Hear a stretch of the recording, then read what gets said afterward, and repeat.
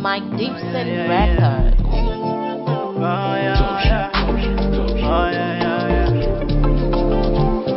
Lose it.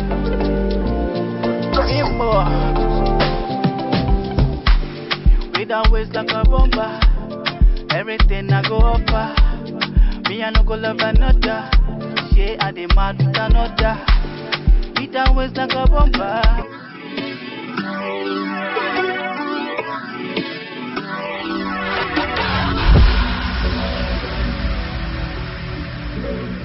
Ojugache Chenyueko. Peter studied English common law and French civil law at the University of Yaoundé 2 SOA. He graduated with an LLB and subsequent studies for a maîtrise en droit in international business law. Later, he furthered studies at Shanghai Jiao Tong University and was awarded an MBA C certificate, focusing on business administration from a Chinese perspective. He is a frequent speaker at conferences and events aiming at empowering youth and community life.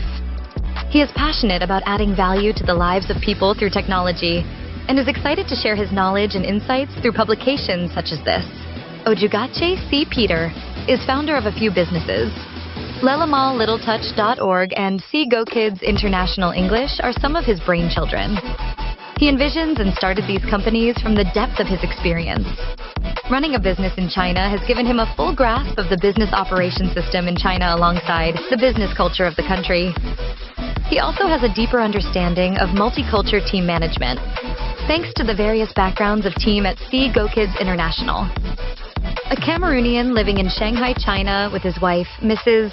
Chenyueko Evone Ejete, and 3 children, Chenyueko Glenn Ojugache, Chenyueko Dylan Bryce Anjoyang, and Chenyueko Estella Anyway Anway. In his free time, he enjoys playing soccer, shooting pools, visiting rural areas, and spending time with his family. I believe in changing the way e-commerce is limited to benefit a few while everyone else pays for it to exist.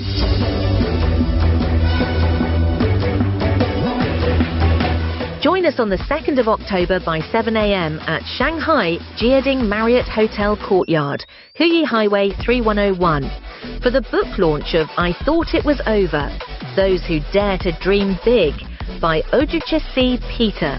Special guests include Emilia Bywater, D. Inquitato, and Tony Parker. Don't miss out.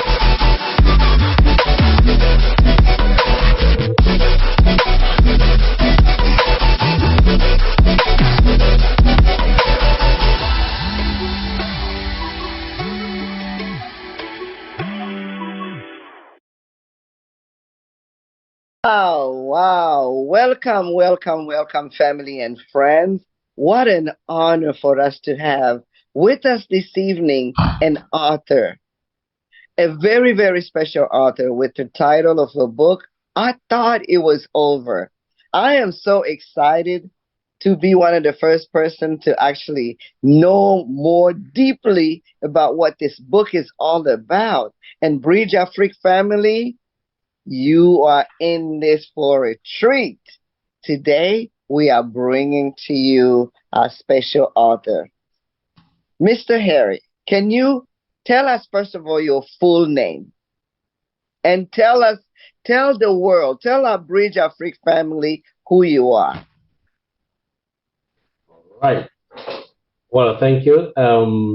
My name's Ojugache Chenyueko Peter. And people call me Harry Vista, because my name looks a little bit long. And I'm a Cameroonian living and working in Shanghai, and with my family. And I've been living and working in Shanghai for close to 10 years. And I also do writing as part of my job, and I do other businesses like a business platform which I also run. So that is me.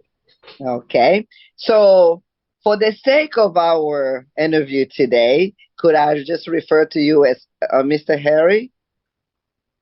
That is okay. Okay, and you said you are originally from Cameroon. Are you from the French-speaking part or the English part of Cameroon? I'm from the English-speaking part of Cameroon, precisely from the northwest region of Cameroon. Okay, but I know you guys learn French in school, right? That's correct. That's correct. We learn French in primary and middle schools, and we learn French along the line. And actually, I studied law in the French area of Cameroon. Donc, vous parlez français. Ouais, je peux parler un peu de français. Well, Mr. Harry, without further ado, I thought it was over. So, why the title? I thought it was over. Why? Where did it come from? Did it fall from the sky? Is this something you've been thinking about? Tell us more, please. Well, ever since I came up with this title, like everyone who goes over the book, either the proofreaders or the editors or whoever, they keep asking the question, well, it's a pretty catchy title, and how did they get it, and where is it coming from? But the thing is, the whole book is about a story of a protagonist who encounters lots of challenges, and every time he feels like it's over, and but then it never gets over. So it's from that background of the scenes in the story and the encounters of the protagonist and everything that the title came out. And in the whole story, it's always like it's gonna be over. So that's where the title came from the reality of the So, whole. this is not a particular incident that happened in your life specifically.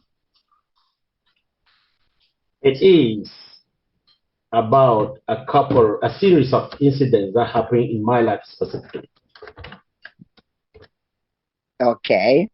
So, it's about your life experience, and that's where you got that title. You thought it was, and can you give us a little insight? Is this from a spiritual point of view, or is this uh, in general your own logic, your own wisdom, and so is this background here set in terms of maybe church, religion, or what? It is not from a specific spiritual point of view. It's not from any spirit. It's a whole journey of challenges and motivation in which the whole storyline is built on, and it comes through a whole process, and it's just being motivational and not actually spiritual. It just gives a process of motivation and challenges, overcoming challenges, and getting to the next. So it's a journey. Okay. So, can you tell us a little bit how you got started? How you wrote? What did you follow a program like maybe writing a chapter per day, or you just got up one day, went to the beach maybe for 2 weeks to write the book, or how did you go about writing it? Actually, it's not been a very quick thing to jump on it, write it, and get it out. It has always been in my mind. Like when I started encountering a bunch of challenges, I thought maybe I'd put it down, but then I didn't put it down because it wasn't. I just felt like it's a couple of them, and but then at a certain time, more than 2 years, 3 years ago, or even 5 years ago, actually, I actually drew the outline of the storyline, the chapters, the everything. I made a rough of it and put it down. And then when it was time to start writing, I actually went through what I had put down, and then it will give me the guide to reflect on the actual scenes, the actual things that happened at the time. It's like compiling a diary that has been standing in my safe for I quite a see. time. Compiling a diary. So this was like in the midst of COVID, correct? Yep, during the COVID, that was the actual time that I had to sit down and put everything in writing. I had to sit down and go word for word and put it down from the beginning to the end. And then after the COVID, I still had to I got some moments which I had to break down and then stop and then come back to it. So, but it's during the COVID that I had to come it up, put it out there. That's good.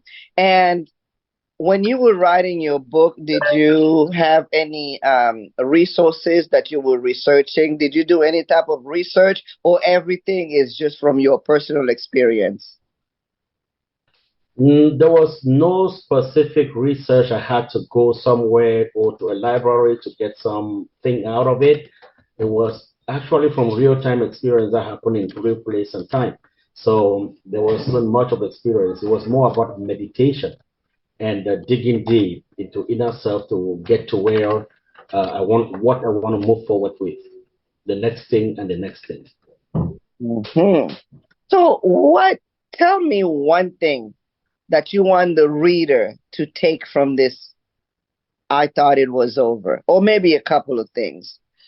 What is the main important thing for you? When I haven't grabbed a copy of the book yet. When I come to Shanghai on October 2nd at the book launch, I definitely will have my copy and be able to read it then. But without giving it away too much, what is your main underlining goal that you want the readers to take? The key underlying thing is like the theme of the book, like we split the whole chapter, the whole book is split into two parts. There is the first part and the second part, and the first part, each of it has a very key theme outlined at the end of the book. And in the process, in the whole process of the whole part of the story, there are sub themes in the story. But the main theme in the first part is the need to go back to your roots, the need to respect where you're from, the need to always go back to those societies where you grew up but naked and the people saw you grow up for time, and then you grow out and went far and wide, and it's always sometimes very important for you to take that journey back and go and impact the values of the people who raised you up where you grew up. That was one of the key things in the first part of it. And the second part of it, the key theme there is the need to the need to the need to resilience. Resilience is a key word to face challenges, because in the journey of life, in the process of growth and in the process of traveling through many places, there is a lot that you have to go out there, you learn, and then you have to face lots of challenges. You have to be resilient and persistent in order to move to the further steps. You know, like every moment, some things happen that make you feel like things are totally over, but then you have to pick up yourself, dust up, and move forward, because those are the key things, the key motivations that I would like people to get from this and have the strength to keep carrying on. Very good. Resilience, and you want us to go back to the roots. You want us to go back to where we came from, because we are today because of where we have been. Yeah. Stronger from its roots. Yeah. I like that. You know, even my passport says I'm an American citizen, of course. But when I look at myself, everything that I do, I always make a joke, is that everything I do today, I learned it from my village in Congo. And people laugh at me. They say, come on now, you've been in America all your life. So what do you mean Congo? But our roots, we are today really a product of where we came from. You are so right on that. What is your favorite chapter in the book? That's very important. Sometimes when we keep, well, you with the American society and the American life, it's practically very difficult. It's so difficult for people who left Africa to even think of their roots. But usually, those of us who just migrated without carrying the passport of the new countries, it's pretty much easy. We could go back there quickly. But you, with the citizenships of other countries, sometimes there's a tendency to forget. There's a tendency to move on. There's a tendency to accept a new route. So, but I do encourage that people can take steps back. They go back to their roots, because going back to your roots, that's so important. So when you look at the book, can you give us a quick outline of how you organize your chapters, and also tell us, of all those chapters, if you have to pinpoint on one being your favorite one, what would it be? Well, the chapters, like I outlined the book into two parts, part one and part two. And the key part was the first part is like my life back from my roots up to when I left my roots, when I left Cameroon and started going to other countries. And then the second part of the book is the life after that. And in both parts, there are key chapters that are pretty much important, like valid chapters to me, very valid to me. In the part back, in the part one, there is the chapter where I like graduating from school and getting lost at of the beginning. You graduated from school from, you mean in Africa? Yeah, from the University of Yaoundé. Yeah. And then it is seemingly difficult to get a job, or the thoughts of moving forward from there is almost practically impossible. And then I decided that I needed to move out of Cameroon. And before graduating, I had already built that the mind that it wouldn't be possible for me to waste my time trying to, fight into getting government positions or whatever. So I made up my mind that I had to leave. But it was quite challenging because my family wasn't that a rich family, and the directions, I had no friends or no brothers or sisters who had already left the country, or anyone who could give me a proper guide of where to go or the financial support. So that chapter was pretty touching to me because I decided I had to do it. I had to do it. And I started doing what I just got into doing the needful, moving from door to door and from embassy to embassy, seeking what I need to seek and getting what I require in order to get this goal of leaving the country. So I traveled to almost the embassy of almost every country in Cameroon. And I gave a knock on the door of the Chinese embassy. And that knock was the knock that changed it all, because it simplified everything for me. I talked to someone who answered the knock, and then it simplified everything and changed the whole course of my life from that moment. So that is a pretty important chapter. Okay, so through that chapter, you relive the experience of trying to get out of Cameroon to go over. And at that time, were you already married then? No, I wasn't married. I was just in the university. I was still studying at the university doing the matrix. And so I wasn't married. I was just alone and had to make the decision alone. Wow. Wow. That is so touchy. And I know that when you read in it, it's just bringing back all those memories, all those struggles. But like you said, that knock on the door of the Chinese embassy, that changed your entire life. And that's why you are here today, 10 years later, now writing a book. Speaking of writing a book, who are your role models that influence you in writing? When I was in the middle school, I read quite a lot of books when I was in the middle school and high school. Yeah. And one of the writers whose books, like I tried to find every book he wrote, although his life was not very long like an author. He wrote just a few books, was a Cameroonian. He was a Cameroonian. He's called Dr. Bernard Fallon.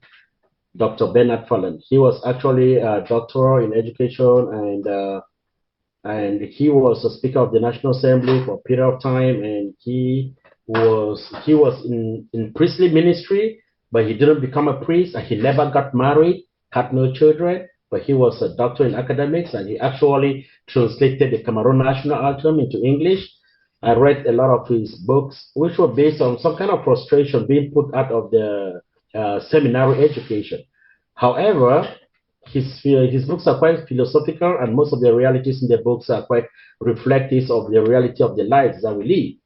So I love his book. He was like an idol to me at that time of my life when I was reading. I went into searching for all his books and reading his creators and everything. And I quite enjoy it. It affected my view of literature and the view of philosophy. Yeah. And then have you reached out to him since you've written your book? No, he even passed away before I was born, like a few years before he died in 1986. He died. Oh, okay. Okay. But that's who influenced you, huh? Yep, he actually influenced me a lot.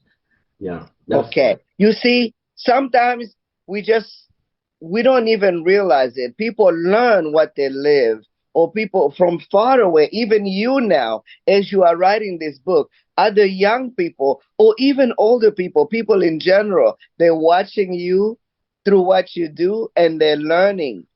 It's surprising how we affect we influence other people's behavior by just doing what we do. Speaking of that, if you are speaking right now, suppose that today you go back to Yaoundé and they ask you to be a guest speaker to a youth, a group of young people. What encouraging words could you give to them, those that are wanting to go in the business of writing books? How would that speech go? Right. I will tell them that, well, especially if I go back to Yaoundé and I'm talking to the people in that particular society, it would be different from talking to people maybe in China and in other places. But going back to my roots, to Cameroon, Yaoundé, and talking to the children there, I will tell them that every step of their being it's a whole book, it's a story. And I know exactly what challenges they are going through daily in order to live, in order to survive, in order to envisage themselves like great people or growing up and challenging the status quo. There will be a lot more to tell them, and the key word is do not ignore or do not neglect the little steps that you take, and do not neglect what you see with your eyes. That story may build up into the reality of the next generation. So I will encourage them to do it and to do it now, and just try to do it. Yeah, because that is the story the next generation would like to hear. Okay. So this young writer wants to write a book. Give them three things. One, two, three. What should they do in order to write that book? Just like you wrote your book. Tell them step number one, do this. Step number two, do this. Step number three, because they don't know how to get started. Maybe this young kid, maybe it's from the suburb, the village or something, and they really want to become a writer. So give them the what is it called? The blueprint, the steps on how to go. All right. The first thing I'll tell them is you got to read first. You have Read to read. first, okay.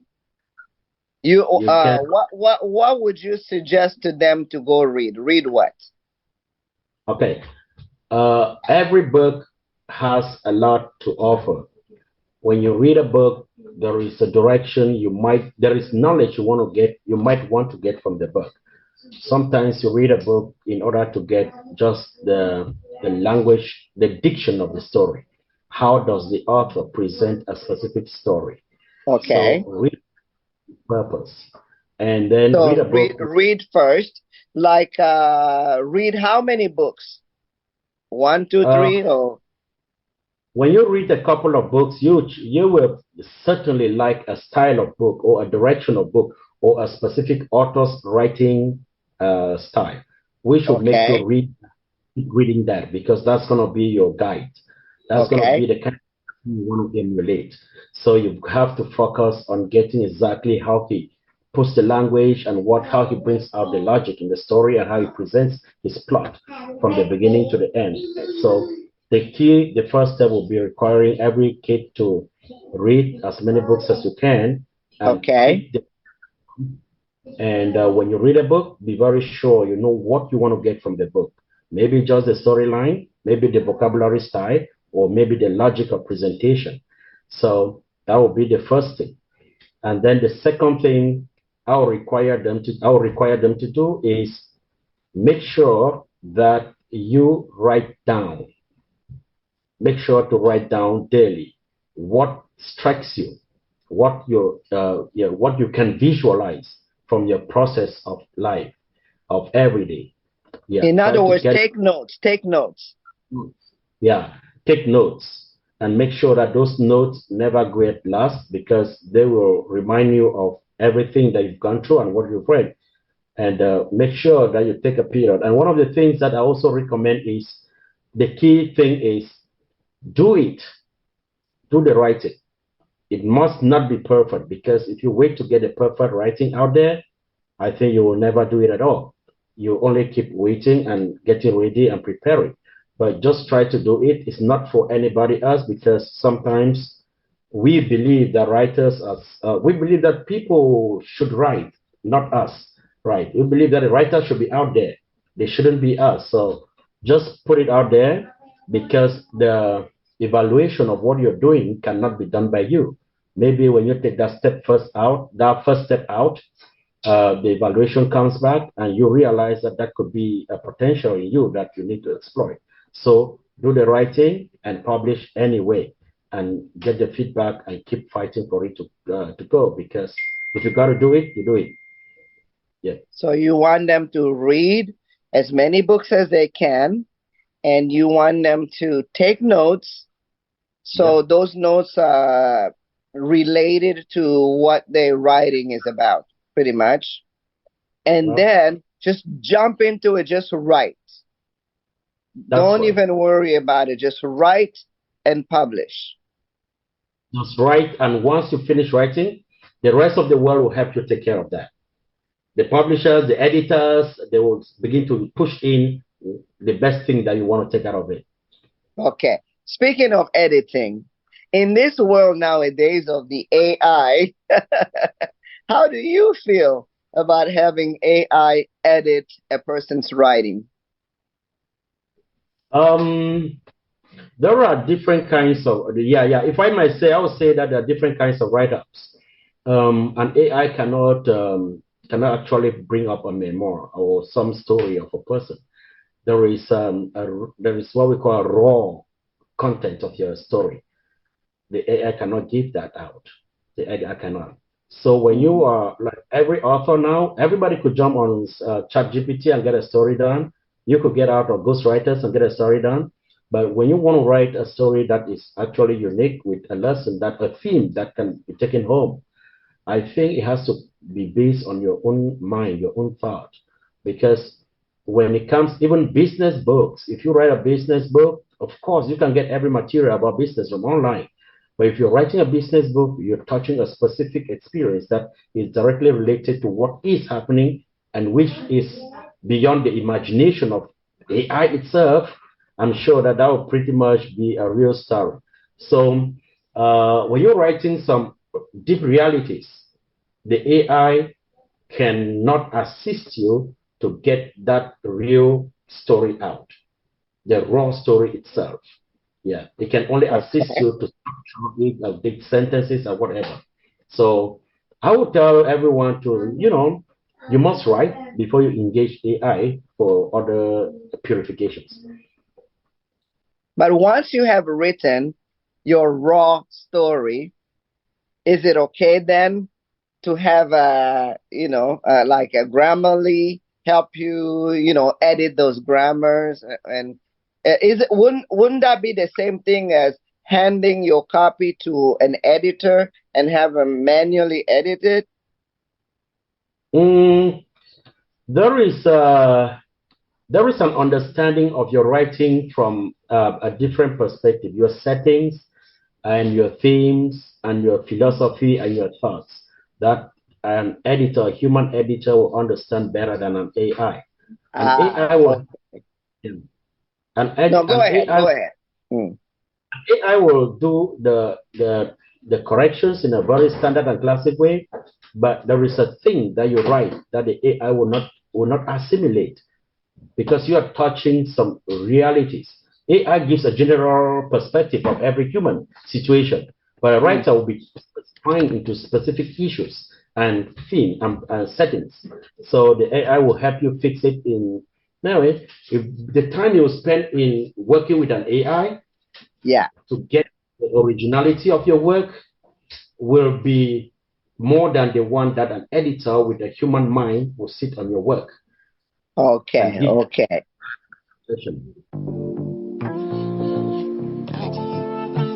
Oh, yeah. Oh, yeah, yeah. Oh, yeah. If I had to live my life without you near me, the days would all be empty. The night. Yayugu Villa et Ligny Amusement Park dans la province de Shandong, en Chine, offrent une zone de retraite surréaliste au milieu des paysages naturels. Cette villa offre une oasis tranquille avec des verdures luxuriantes, des ruisseaux cristallins, des vues à couper le souffle et une variété d'hébergements de luxe. Le parc dispose de pistes à roulettes, de diapositives et d'espaces thématiques. Yayugu Villa offre aux voyageurs une occasion unique de se plonger dans la beauté naturelle de la campagne chinoise. Venez vous détendre dans ce lieu surréaliste et ne manquez pas ce cadeau de vie naturelle. Plus d'informations sont affichées sur votre écran.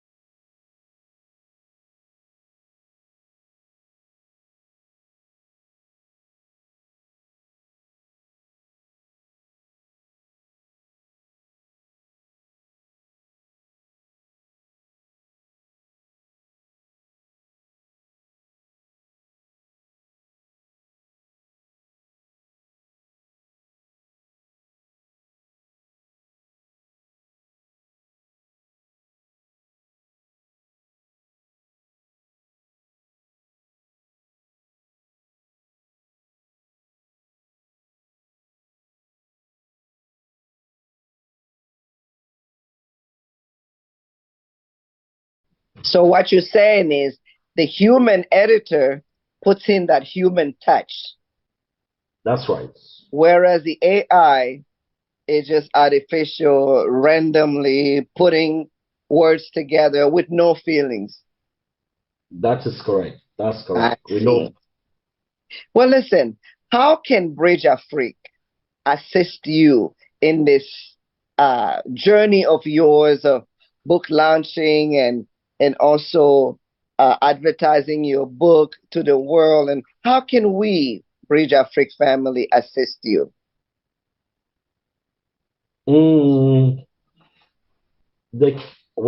The book is out there. The first thing I will plead on the Bridge Afrique family is to go over the book, read the book, get to know exactly what the story is, and see how it reflects in the lives of the people, their audience, because it's a purely African-based story from a struggling background to rising to through many challenges.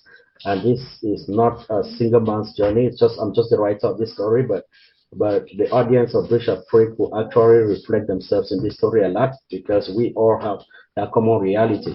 So with this, Bridge Afrique can continue to promote more readers of the book, to get more readers, people to read the book in order to get that resilience, to get that courage to carry on with your lives. And Bridge Afrique is the platform. We can work together to keep promoting the book, to make it go forward and to make more readers. And Bridge Afrique, after going through the book, they could come up with suggestions on what we can do, or maybe some of anything that they can come up with, we can try to fix it in order to push it forth and be like what we are doing together like a team with Bridge Afrique. So I think with the interviews, they have started a lot already. They are doing a lot already. Mr. Michael already talked to me and gave suggestions and produced a video that is circulating already and fixed up this interview we are taking right now. I think that is already in the journey of supporting an African writer from his own platform. And I do appreciate that. And then secondly, it's not only Harry that is going to be an author or something here. I do hope that Bridge Afrique could extend its reality to give, to take care of the African community, especially the Black community and the African community in general. because at some point I feel like nobody takes care of them.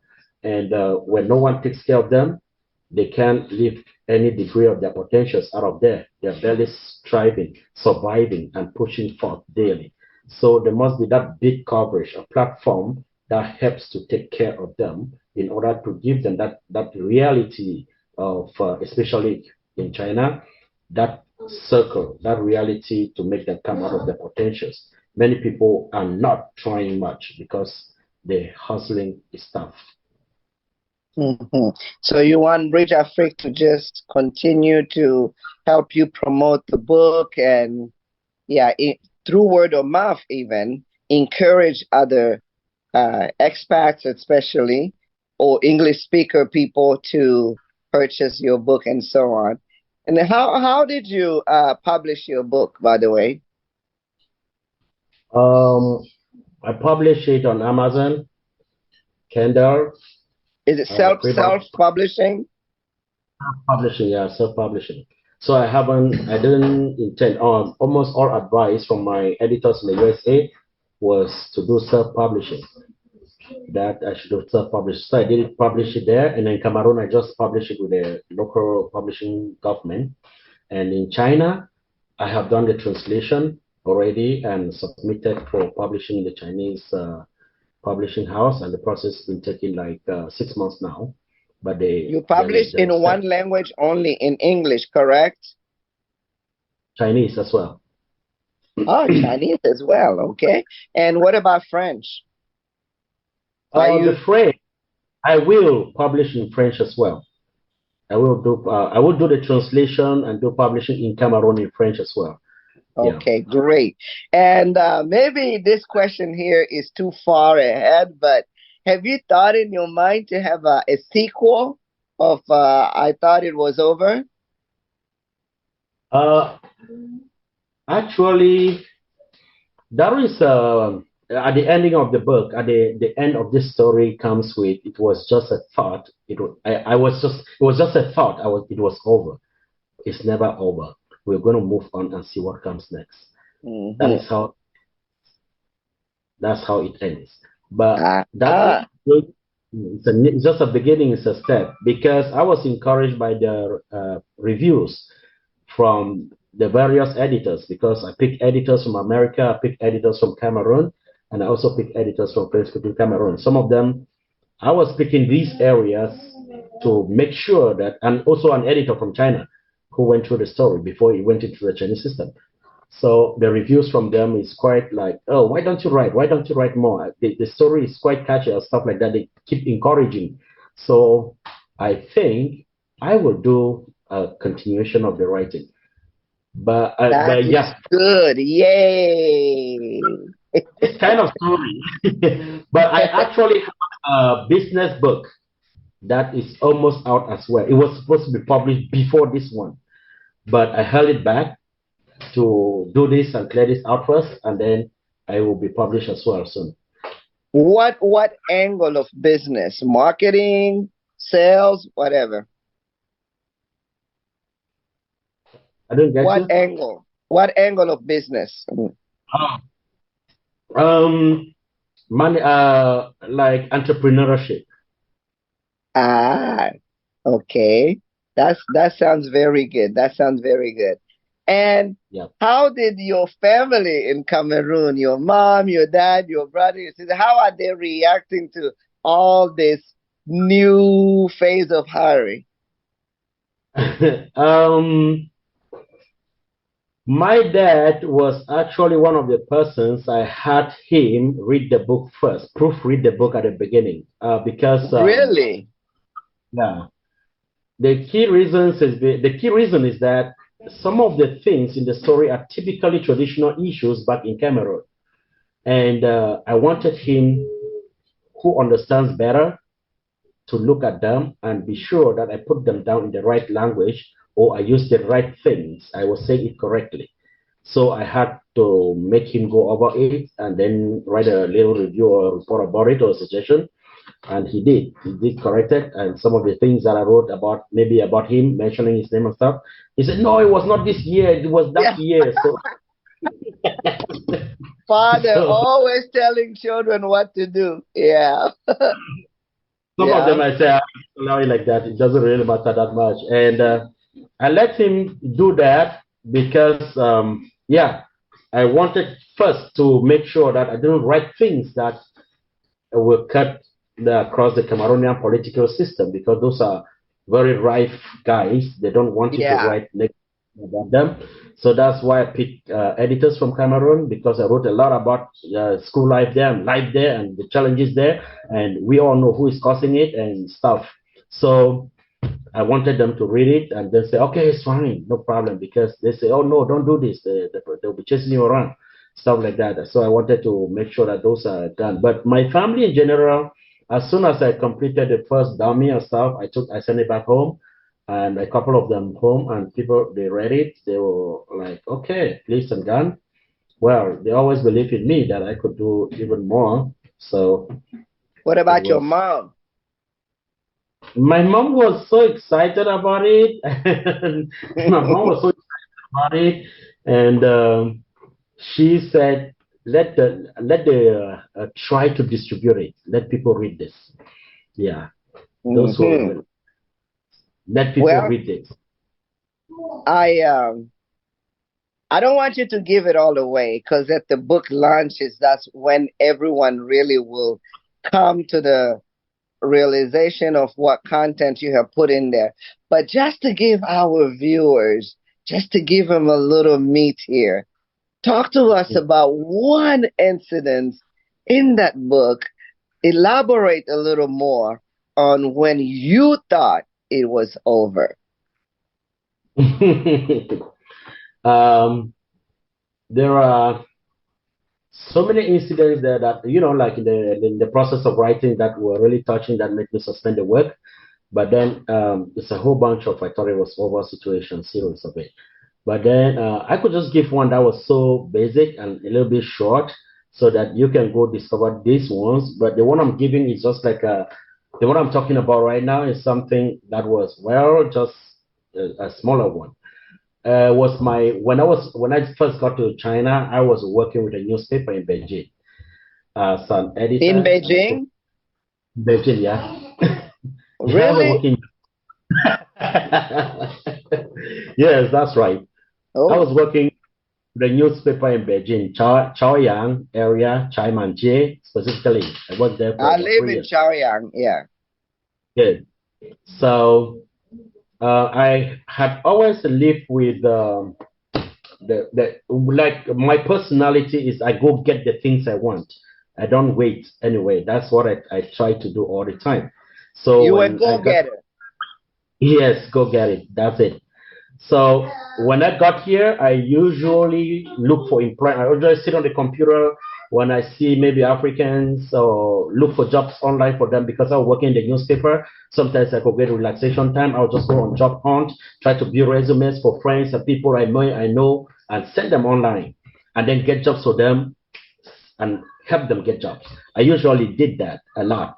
So when people begin to know, Africans and foreigners, not only Africans, begin to notice me, most of them started hanging very close to me. And then they started living with some who lost their homes and stuff, started living with me. So that was You one of, became a role model. yes, they started living in my place. So like one day I went for work at the newspaper, and then they were home, like 3 of them, and others came in from Italy. They were staying together, and then they started cooking. And something happened. They went out to see off a friend and delayed there, while there was a pot in the fire burning. And when they were Oh no, leaving, I can see it happening.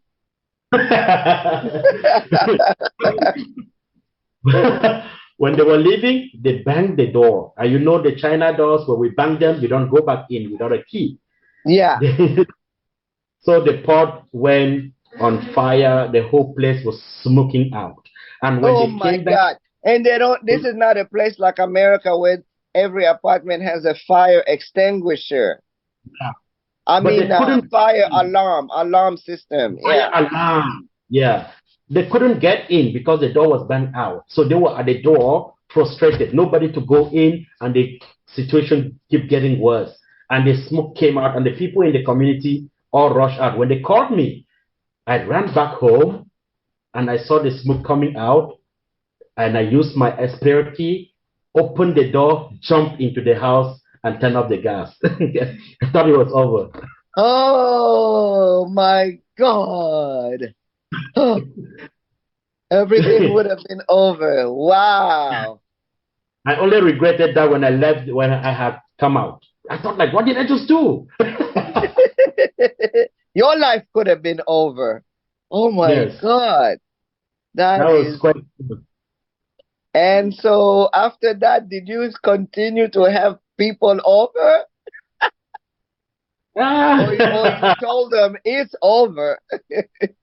No, it wasn't over yet. They all were crying and weeping and just confused the whole night. They got back home. Everybody went quiet the whole night. The next day, I went back to work, and it went back to normal. Everybody learned a bitter lesson. They learned a lesson. Everybody grew up. I mean, that is. Well, why didn't you guys like, okay, so like in America, if such a thing happened, I will grab the phone, call 911, the fire department will be there in a minute and everything will be over. But why couldn't you guys call the police? They called, actually, and it was taking longer. And then the guy who came to take care of that was getting longer. So it was getting, I was there waiting for them to open the door and turn it over, but it took longer. So I thought, I can't just wait, just do it. That's what happened. We were waiting for them to get there, but I called a quick person to come and open the door quickly, and then I just went in.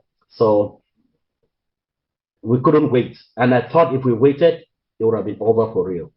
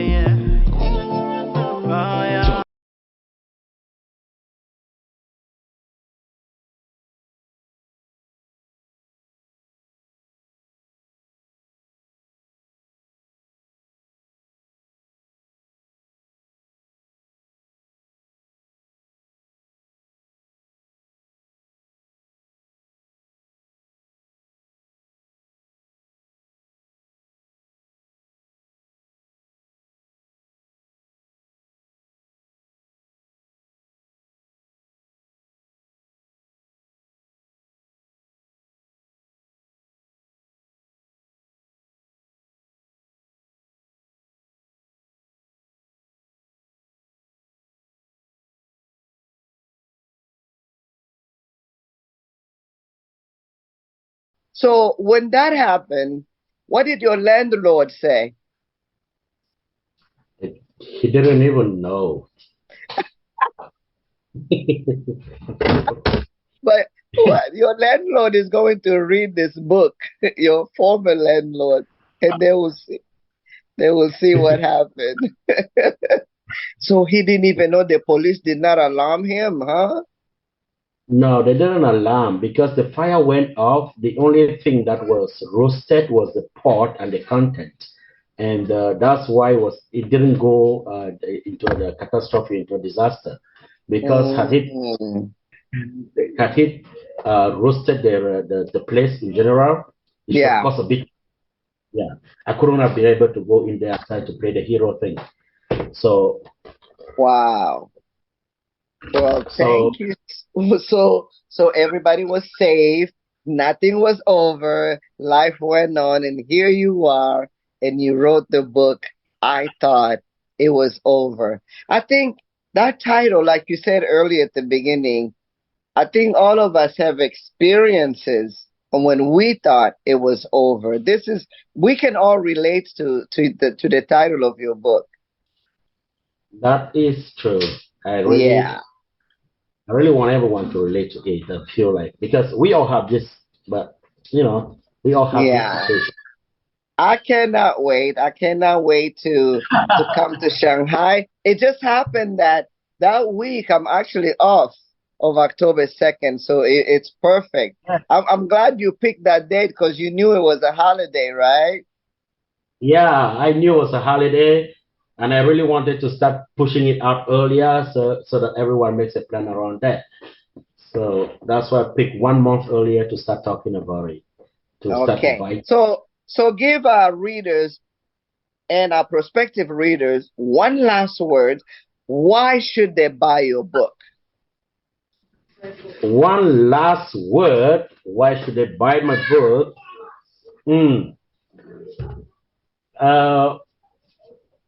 We all need motivation to move forward. We are all facing challenges daily. We all meet situations, circumstances that make us feel low, and we need a companion. We need someone to talk to. We need to feel that we are not all alone in a journey of this nature. So, reading this book makes you feel that I am with you. The protagonist is with you in all your endeavors and all your failures and all the moments that you feel low to pick up. Some of the situations, some of the circumstances in the story may be much more difficult than most of you have passed through, but that can give you a motivation that you are just in the journey and it's never going to be over. So everyone having this book can hold it like a manual, a motivational manual that can keep him going, keep him or her going in every challenge we meet, because the journey is a journey of life. It's always going to be there. We all have to be resilient and keep it going. That's all I want to say. And I hope you grab a copy, keep it with you, and always go to it and get that motivation, that strength to carry on.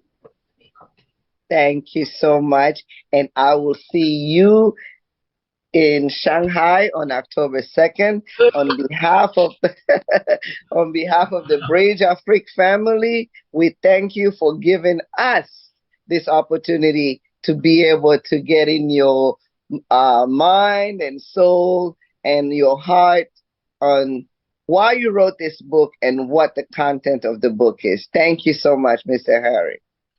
Thank Bye-bye. you so much. Yeah, thank you so much, and thank you for giving me the chance to talk with you here. And thanks, Bridge Afrique, for organizing this and setting this up. Thank you so much. That's all I can say. Bye-bye. Bye.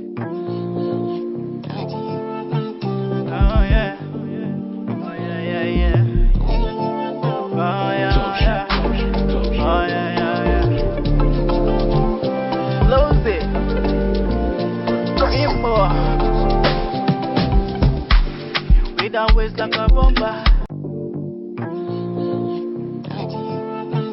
Oh yeah. Mike Gibson Records. Oh yeah. Oh yeah. Lose it. Dream more.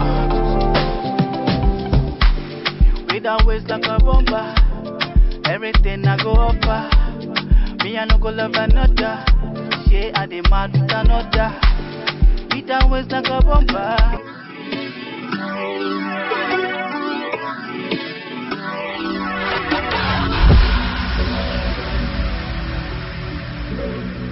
Ojugache Chenueko. Peter studied English Common Law and French Civil Law at the University of Yaoundé-2-Soa. He graduated with an LLB and subsequent studies for a maîtrise en droit in international business law. Later, he furthered studies at Shanghai Jiaotong University and was awarded an MBA C certificate, focusing on business administration from a Chinese perspective. He is a frequent speaker at conferences and events aiming at empowering youth and community life. He is passionate about adding value to the lives of people through technology and is excited to share his knowledge and insights through publications such as this. Ojugache C. Peter is founder of a few businesses. LelamalLittleTouch.org and See Go Kids International English are some of his brainchildren. He envisions and started these companies from the depth of his experience. Running a business in China has given him a full grasp of the business operation system in China alongside the business culture of the country. He also has a deeper understanding of multicultural team management, thanks to the various backgrounds of team at See Go Kids International. A Cameroonian living in Shanghai, China with his wife, Mrs. Chenueko Evone Ejete, and 3 children, Chenueko Glenn Ojugache, Chenueko Dylan Bryce Anjoyang, and Chenueko Estella Eniwe Anwe. In his free time, he enjoys playing soccer, shooting pools, visiting rural areas, and spending time with his family. I believe in changing the way e-commerce is limited to benefit a few while everyone else pays for it to exist.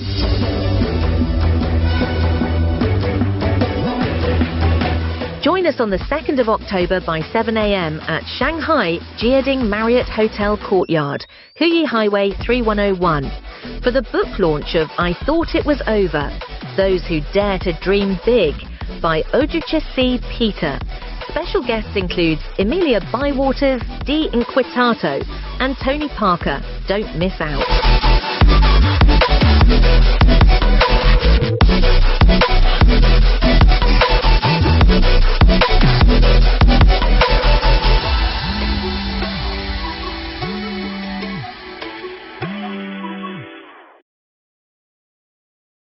Oh, wow. Welcome, welcome, welcome, family and friends.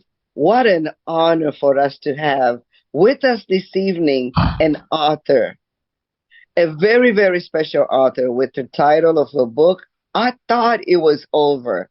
I am so excited to be one of the first person to actually know more deeply about what this book is all about. And Bridge Afrique family, you are in this for a treat. Today, we are bringing to you our special author. Mr. Harry, can you tell us, first of all, your full name? And tell the world, tell our Bridge Afrique family who you are. Right. Well, thank you. My name's Ojugache Chejeko Peter. And people call me Harry Vista, because my name looks a little bit long. And I'm a Cameroonian living and working in Shanghai, and with my family. And I've been living and working in Shanghai for close to 10 years. And I also do writing as part of my job, and I do other businesses like a business platform which I also run. So that is me. Okay. So for the sake of our interview today, could I just refer to you as Mr. Harry? That is okay. Okay.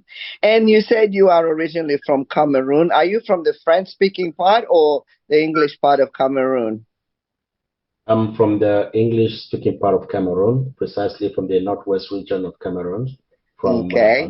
But I know you guys learn French in school, right? That's correct. That's correct. We learn French in primary and middle schools, and we learn French along the line. And actually, I studied law in the French area of Cameroon. Donc, vous parlez français? Oui, je peux parler un peu de français. Well, Mr. Harry, without further ado, I thought it was over. So, why the title, I Thought It Was Over? Why? Where did it come from? Did it fall from the sky? Is this something you've been thinking about? Tell us more, please. Well, ever since I came up with this title, like everyone who goes over the book, either the proofreaders or the editors or whoever, they keep asking the question, well, it's a pretty catchy title, and how did they get it, and where is it coming from? But the thing is, the whole book is about a story of a protagonist who encounters lots of challenges, and every time he feels like it's over, but then it never gets over. So it's from that background of the scenes in the story and the encounters of the protagonist and everything that the title came out. And in the whole story, it's always like it's going to be over. So that's where the title came from the reality. So this is not a particular incident that happened in your life specifically? It is about a series of incidents that happened in my life specifically. Okay. So it's about your life experience and that's where you got that title. You thought it was, and can you give us a little insight? Is this from a spiritual point of view, or is this uh, in general your own logic, your own wisdom, and so is this background here set in terms of maybe church, religion, or what? It is not from a specific spiritual point of view. It's not from any spiritual. It's a whole journey of challenges and motivation in which the whole storyline is built on, and it comes through a whole process, and it's just being motivational and not actually spiritual. It just gives a process of motivation and challenges, overcoming challenges, and getting to the next. So it's a journey. Okay. So, can you tell us a little bit how you got started? How you wrote? What did you follow a program like maybe writing a chapter per day, or you just got up one day, went to the beach maybe for 2 weeks to write the book, or how did you go about writing it?